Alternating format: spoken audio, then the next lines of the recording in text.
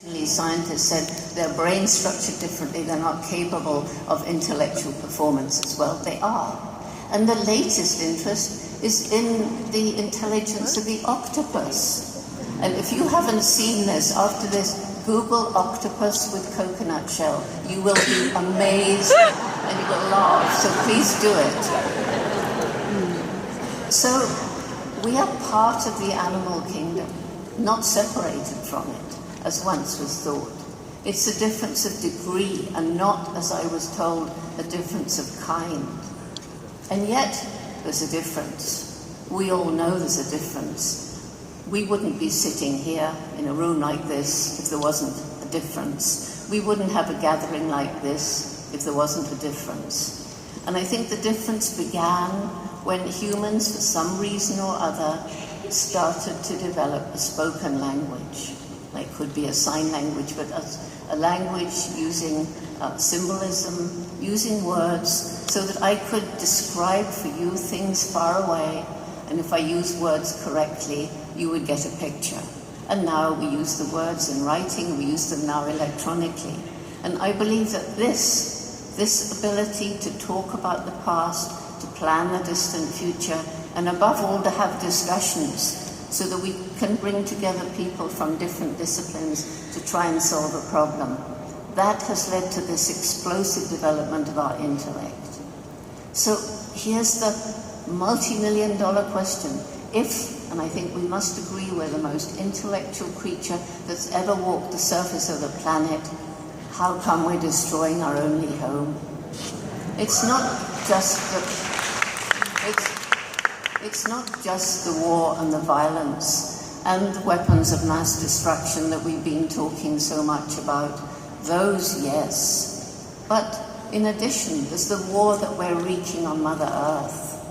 And this is really very serious. If you care, as I do, about the wild places, the fact that the forests are going and the freshwater supplies are shrinking, and there's the terrible pollution of air, water and land.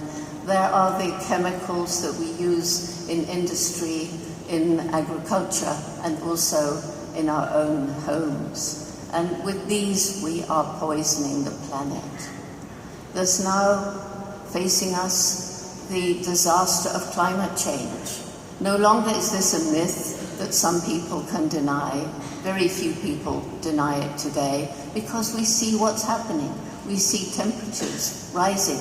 We see the ice melting. We see tremendous impact on biodiversity around the planet. So how is this possible?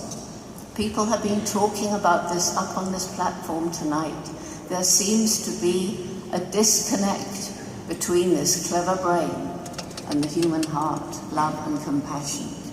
And the brain without the heart can be very, very dangerous. The brain without the heart can release nuclear weapons that will destroy a whole area of a country and release poisons into the atmosphere that will damage people for years and years to come. No wonder, as I was traveling the world, and I do travel 300 days a year, no wonder I was meeting many young people, thoughtful young people, who were thinking about the problems in the world around them, environmental and social. And they seem not to have much hope for the future, many of them. And I'm talking about young people in America, in Europe, in Asia, in Africa. And when I began talking to them, they all said more or less the same thing. And these young people, mostly they were just apathetic, they didn't really care much about anything. But some of them were deeply depressed, even clinically depressed, and some were angry, even violent. And they said to me, we feel this way because you've compromised our future, and there's nothing we can do about it. Every day I see a small child, and I look at that child, and I think how we've harmed this planet since I was that age. I feel ashamed of my species.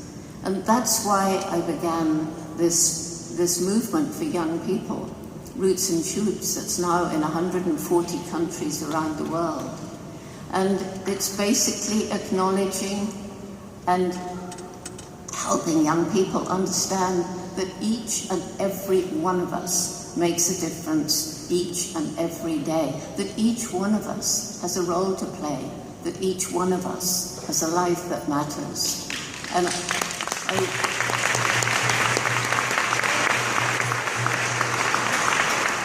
I will never forget talking to a group of untouchable children in Nepal, forced to work in the brick mines and the coal mines, or to make bricks and go in the coal mines, and telling them about this fact that they matter, their lives matter. And some of the older ones were crying. They said, nobody's ever told us we mattered before. So Roots and Shoots is about empowering young people, first of all, to learn about the problems around them, and secondly, to discuss those problems and find out if they feel there's something they can do about those problems, and finally to empower them to take action and listen to their voices.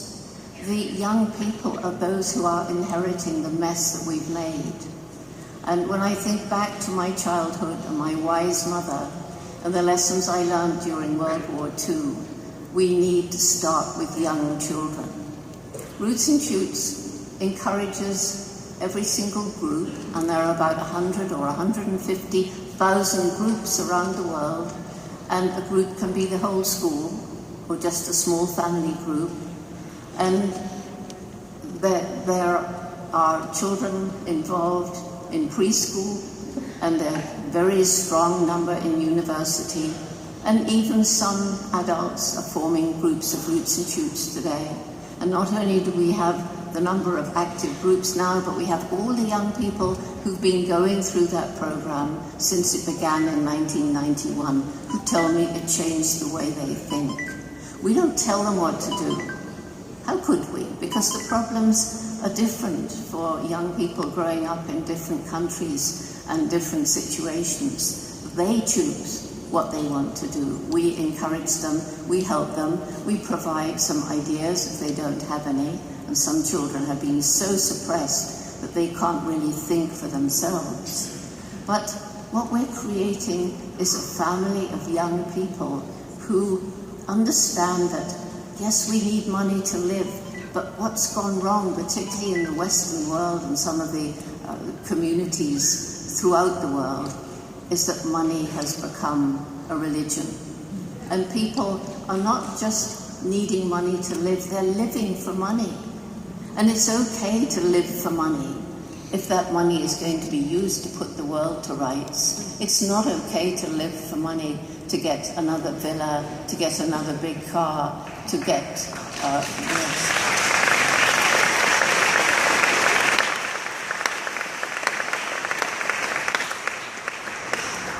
So these Roots and Shoots young people are what give me the most hope.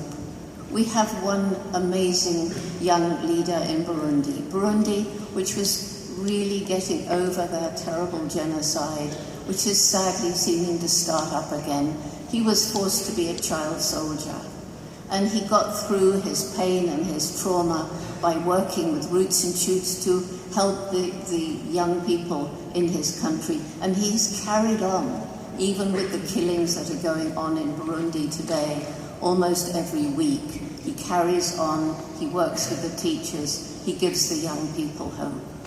So this is what gives me the most hope, the young people. So everywhere I go in the world, these crazy 300 days of travel, there are young people with shining eyes wanting to tell Dr. Jane what they've been doing, what they plan to do to make this a better world, how they've been helping people, how they've been helping other animals, how they've been helping the environment.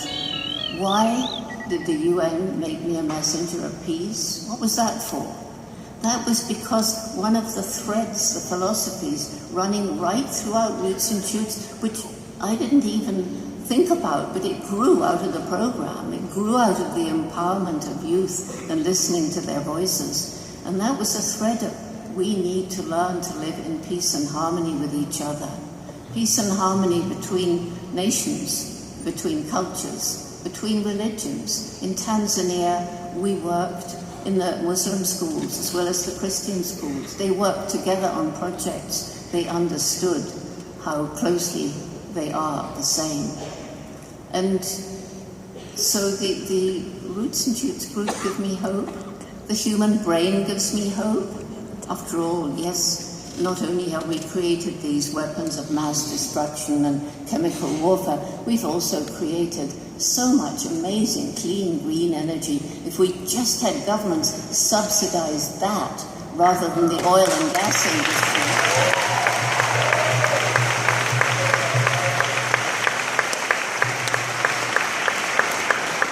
My next reason for hope is the resilience of nature. You must all know places that once were beautiful that we have desecrated, and how give them time and perhaps some help.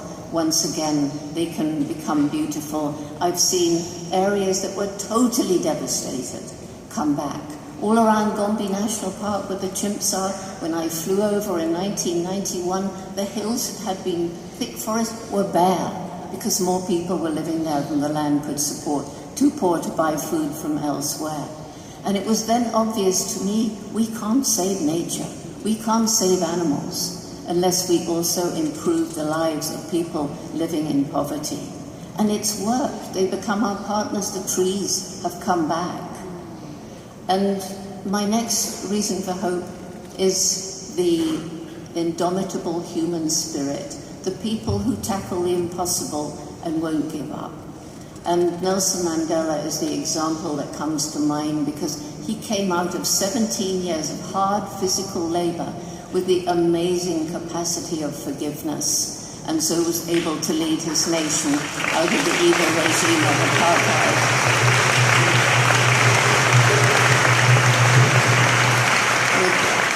Without a bloodbath. And finally, and this is something which came to me only recently, this time last year, I took part in the climate march in New York. And the organizers thought that perhaps there'd be 80,000 people. In fact, there were nearly 400,000, would have been more, but the police had to stop more people coming because it was dangerous. And why did that happen? I watched, I saw what happened. Everybody all around me, they had their cell phones and their iPads and their tablets, and they were messaging and tweeting and twittering and calling people on their cell phone. And they were saying, you know, come and join us, it's a beautiful day, there's a whole lot of film stars over there. And I even heard one young girl say, Jane Goodall's here, yes.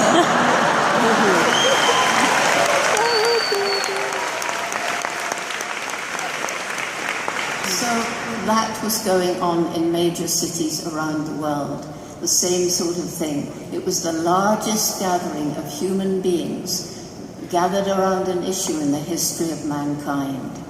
And that's what we can do if we join hands and join hearts, work with hand and heart together. That's why the religious, the faith communities are so important. I hope some of you will help me to get Roots and Shoots into your communities, because as one young man said to me, who helped me start it in the 90s, he said, Jane, one of the best things about Roots and Shoots is I know anywhere I go in the world, even if I don't know anybody, if there's a group of Roots and Shoots, I've found my family.